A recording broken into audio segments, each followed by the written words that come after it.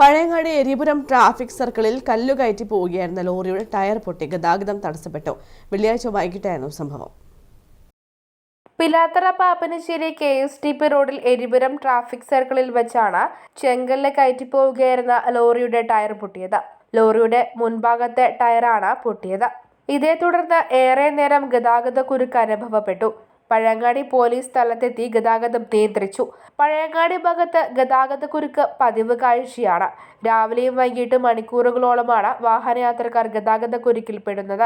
അനധികൃത വാഹന പാർക്കിങ്ങും തെരുവ് കച്ചവടങ്ങളും ഗതാഗത കുരുക്കിന് കാരണമാകുന്നുണ്ടെന്നാണ് നാട്ടുകാർ പറയുന്നത്. പൊതുവെ പഴയങ്ങാടി പട്ടണത്തിൽ വർദ്ധിച്ചു വരികയാണ് ഗതാഗത കുരുക്ക്. അപ്പോൾ പഴയങ്ങാടി പോലീസിന്റെ ഭാഗത്ത് നിന്ന് സ്ഥിരമായുള്ള ഒരു സംവിധാനം, ഗതാഗതം നിയന്ത്രിക്കുന്നതിനുള്ള സ്ഥിരമായുള്ള ഒരു സംവിധാനം അത്യന്താപേക്ഷിതമായി വന്നിരിക്കുകയാണ്. അപ്പോൾ ഈ സംഭവത്തോടെ അതിൻ്റെ ഗൗരവം ഒന്നുകൂടി വർദ്ധിച്ചിരിക്കുന്നു.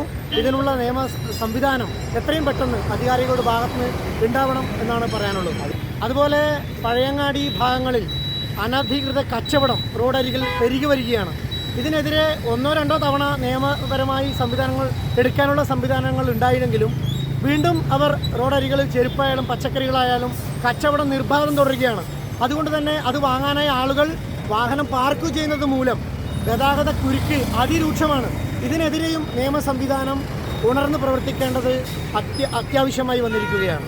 ലോറിയുടെ ടയർ മാറ്റി അരമണിക്കൂറിന് ശേഷം ഇതുവഴിയുള്ള ഗതാഗതം പുനഃസ്ഥാപിച്ചു. News bureau, Pazhayangadi.